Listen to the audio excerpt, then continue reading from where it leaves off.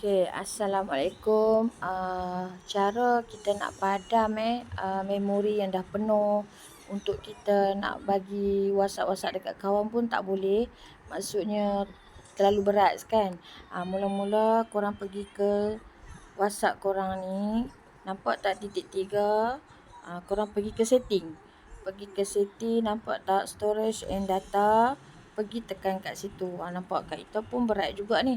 So Kak Ita akan tekan ni. Bila kita tekan ni, kita pergi research statistik. Pergi ke situ research. Lepas tu nampak dia jadi sikit je KB kita.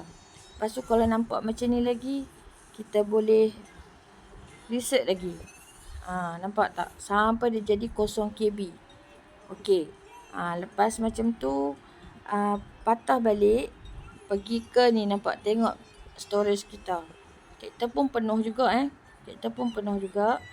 So cara macam mana kita nak padam detail-detail yang penting, boleh tengok kat sini. Loading pun lambat ni. Okey. Lambat ni. Okey, nampak tak? Kosong ni terlalu sikit. Kak Ita pun berat juga. Jadi kita boleh tengok kan, kita boleh tengok tengoklah video apa yang berat-berat kan. Macam Kak Ita pun banyak yang berat-berat ni. Contoh kita padam ni. Ni kan banyak benda yang sama kan. So kita padam. Yang ni pun banyak ni. Nampak? Video ni pun boleh kacau kita juga berat. Berat storage kita. Apa kita nak simpan banyak-banyak, tinggal satu sudahlah. Macam ni kan. Testimoni yang banyak ni. Ni sama ni. So kita write dia. Write maksud macam tu kita dah nak padam. Okey, yang ni macam ni. Terlalu banyak, simpan satu sudahlah. Kan? Ni. Nampak tak? Ni pun banyak. Ni pun banyak. Nampak? Yang ni yang boleh beratkan memori kita.